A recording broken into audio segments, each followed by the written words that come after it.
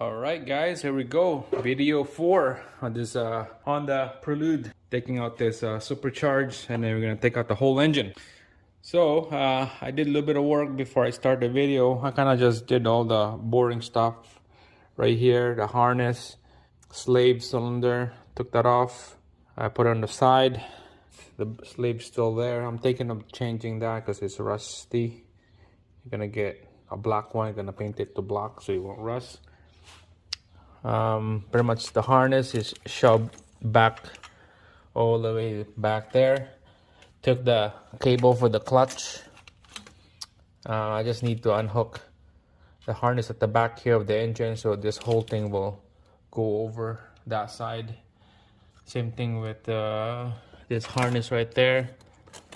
Everything just need to push back everything, so we have lots of clean room in this front and the side.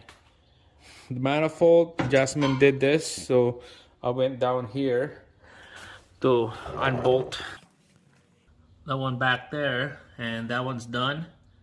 You can see it's hanging right there. So this exhaust manifold is super loose. Take those off, ready to go. And then I'm working on the back here now. The back here is working on the fuel rails and then the fuel line. There's 10mm nuts right there, right here. Those are super loose. This one here is still in there. All right, let's pick up this 10mm nut right here. So this fuel rail is ready to go. The pressure and return is still attached to the rail. That's fine. We're just gonna swing it over. I unhooked the harness from the injectors already.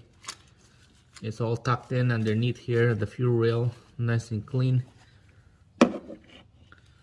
So this should be ready to come out. Oh well, it came off, the injector came off the rail, so we have a little bit of a leaking here. I'm just gonna swing this over. If we have room. Oh yeah, it started leaking now.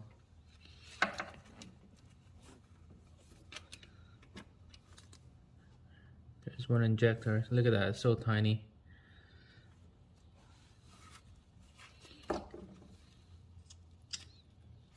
There's a second injectors. All right. So I got no room at all to swing this over. I think we're gonna have to disconnect the pressure and the return. This is the return right there. It's hose clamp. There's not much pressure in there. And then this is the pressure right there. Hose clamp. We're just gonna quickly take those off. So took the pressure side off from the rail. So it's just a hose clamp. There's the hose right here. And then now taking out the return. Took the clamp off, but it's too tight in here, so it's so compressed that I had to loosen this fitting down here. It's way better to lose that fitting than slide that hose off. So I just had to crack that nut, and then we could spin this thing over, and this rail is off. And there's not much slack on this return line, so you can see I'm just gonna have to spin it like this. Because of the return line is stationary, it's not gonna spin anything, so it's gonna have to go easy out like that. It's almost gone. It's almost coming out now.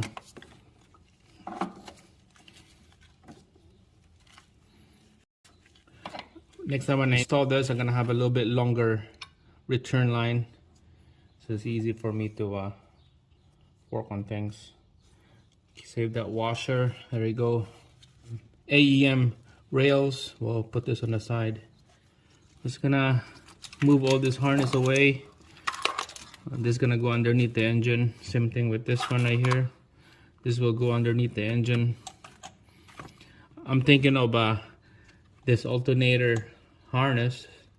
I was thinking of wrapping it underneath the oil pan, right beside the crank pulley, and then come up to the front, and then it will go underneath the alternator, so it's kind of clean right here.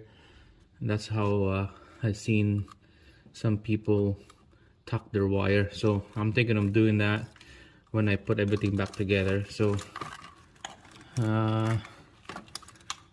that's pretty much it. This is hydro air control valve harness right here.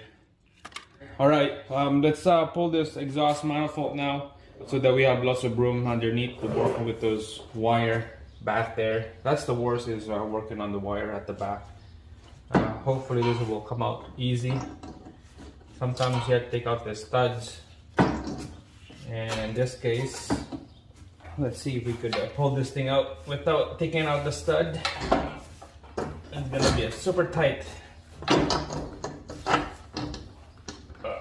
All right, it's time to take out the stud.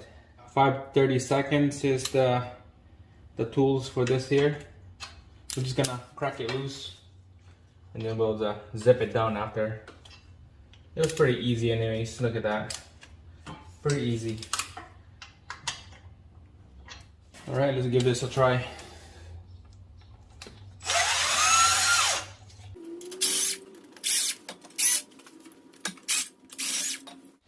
All right, let's there's 3 studs underneath. See if we could get this out of here without taking those studs.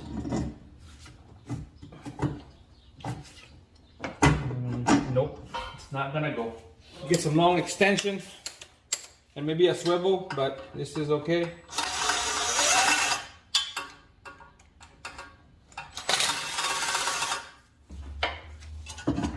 There we go. Well, that's cool. They got the copper gasket here. All right, underneath the vehicle, you can see 2 bolts right there on the traction bar. Same thing right there. We're just gonna take out those bolts, and this whole thing will go down, and we could take out that exhaust manifold. I'm gonna use 17 mil. We're just gonna crack it open on each of these nuts, and then we'll zip it out with the impact. Wow, that's super tight.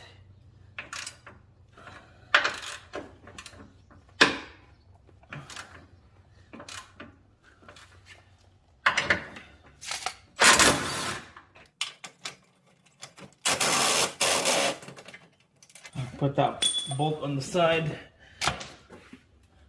and let's go on the other side. All right, we'll crack this one loose.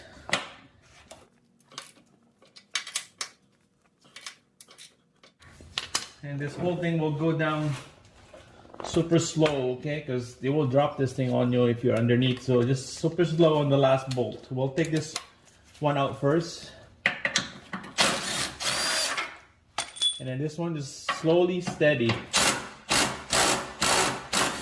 There you go. All right, that one's not bad. It's just gonna hang. I'll take out that traction bar right there. There's a couple bolts there, and then this whole thing will go down. Too much work with doing this kind of stuff just to take out the exhaust manifold. Too much work. Take out that. Same thing on the other side. All right, guys, I'm just gonna show you what I'm gonna do here next. So this traction bar right here, there's 2 bolts right there.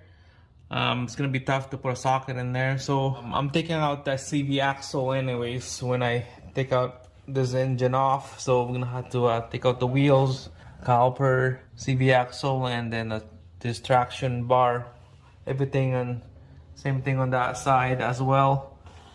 So no matter what, we're gonna need this to take out the CV axle. So because of that, I'm gonna have to move the whole vehicle more on the passenger side, because need room on that side. I got lots of room here, so good thing it's still on the dolly.